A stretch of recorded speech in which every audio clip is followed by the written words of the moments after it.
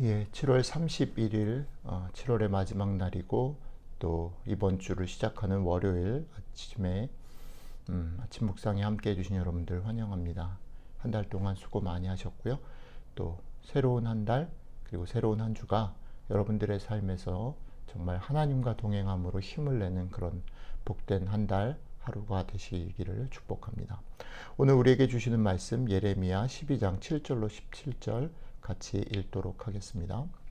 내가 내 집을 버리며 내 소유를 내던져 내 마음으로 사랑하는 것을 그 원수의 손에 넘겼나니 내 소유가 숲속의 사자같이 되어서 나를 향하여 그 소리를 내므로 내가 그를 미워하였음이로라. 내 소유가 내게 대하여는 문이 있는 매가 아니냐. 매들이 그것을 에워싸지 아니하느냐. 너희는 가서 들짐승들을 모아다가 그것을 삼키게 하라.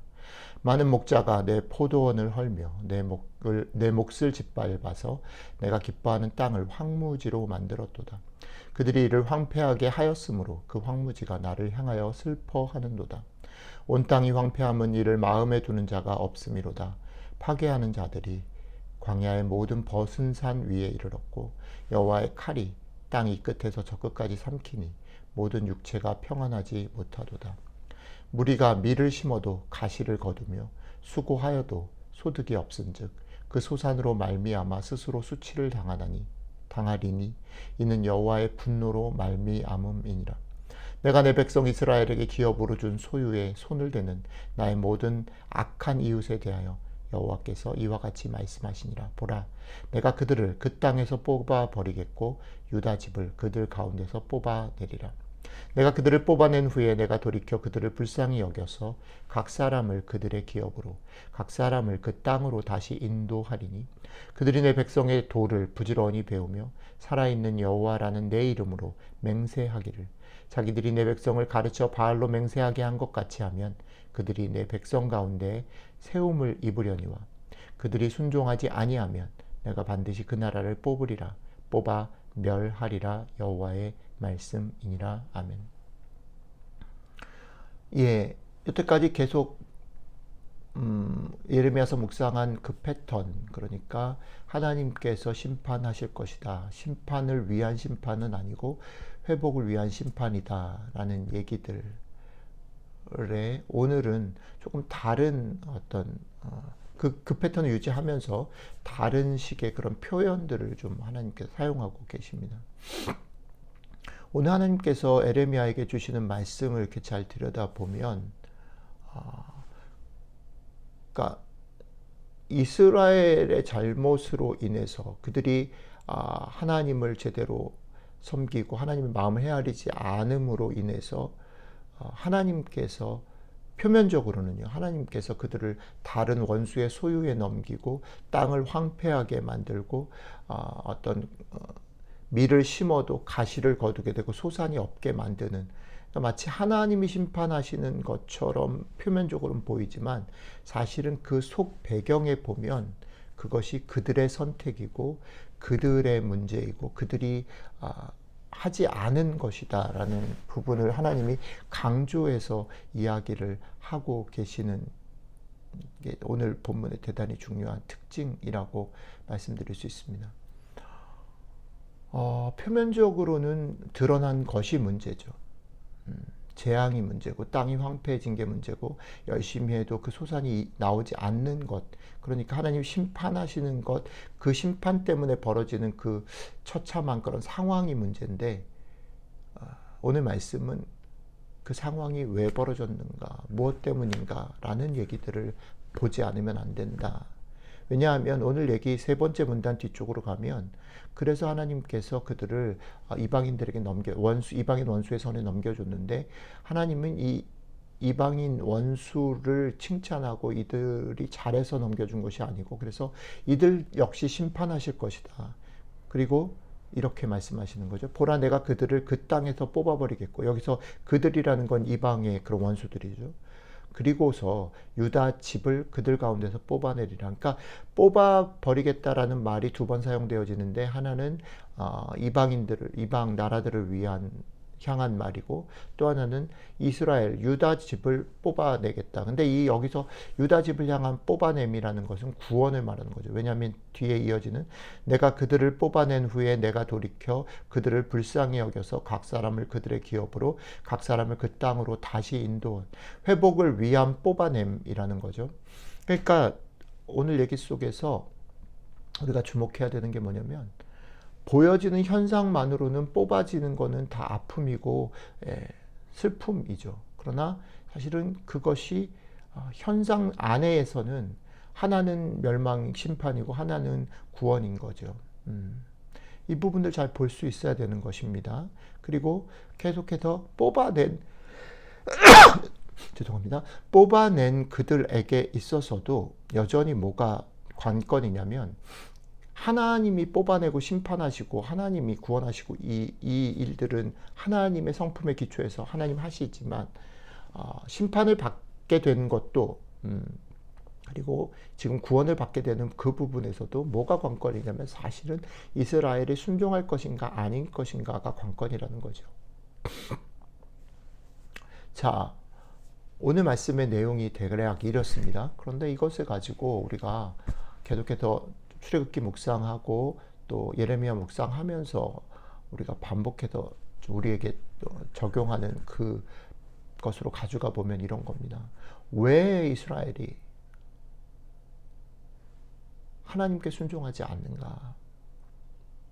그것은 그들이 열심을 다하고 그들이 확신을 가지고 그들이 정말 기대하는 그 일들 가운데 머무르느라 그 넘어 계신 하나님 보지 못하기 때문에. 그렇죠? 성경은 우리가 열심을 다하고 확신을 가지고 사는 것, 그것을 뭐라 하지 않아요. 그렇게 하셔야 돼요. 그것 중요해요. 그러나 문제는 뭐냐면, 그것이 다인 것으로 생각하면 안 된다.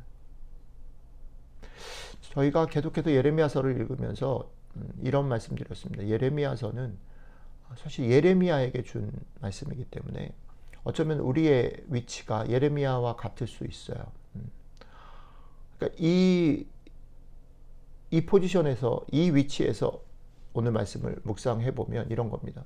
우리가 세상을 향해서 살아갈 때, 세상을 향해서 중보하며 나아갈 때, 또 우리의 삶들을 살아갈 때 이 두 가지를 잘 기억해야 된다는 거죠. 예를 들어서 우리가 아침마다 기도합니다.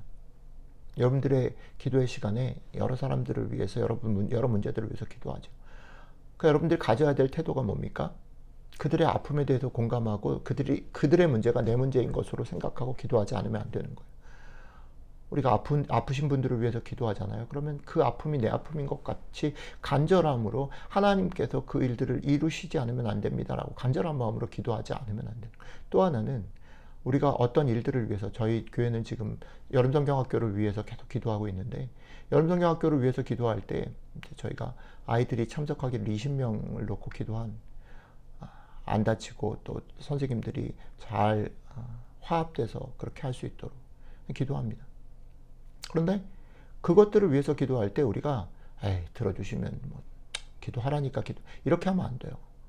우리가 기도하고 소원하는 그것들에 대해서 하나님이 분명히 들어주실 것을 믿고 기도해야 돼. 그러지 않으면 야고보서가 말씀하신 것처럼 두 마음을 품는 거죠. 기도를 하지만 기도를 하는 것이 아니에요. 그러니까 우리가 기도하고 하나님 앞에서 이 땅에 여러 가지 상황들을 놓고 안타까워할 때 그 안타까움과 그 기대가 우리 가운데 있어야 돼요. 하나님이 하실 것이다라는 기대가, 그리고 하나님 앞에 간절히 매달리는 안타까움이 있어야 돼요. 그게 하나입니다. 그러나 그것으로 끝나버리면 오늘 얘기처럼 뽑힘을 받고 또 재앙이 물러나고 없어지는 것으로 끝나면 그건 기도가 아니야. 그건 예레미야가 살아야 될 삶이 아니에요. 예레미야가 그것을 전하고 그것들을 위해서 안타깝게 하나님 앞에 나아가면서 결국 어디까지 가야 되는 겁니까? 하나님의 마음을 놓친 게 무엇인가? 우리가 이 상황들 속에서 봐야 할 게 뭔가? 여기에 평안함과 여기에 만족과 여기에 기대가 아니라 그건 너머에서 하나님이 우리에게 주시려고 하는 마음들까지 가야 된다는 거죠. 이 세상이, 우리의 삶이 무엇을 만나고 무엇을 느끼고 무엇을 보는 데까지 가야 되는, 그것까지 가지 않으면 우리가 사는 이 삶의 문제는 계속 반복될 수밖에 없고 더 심화될 수밖에 없는 거죠.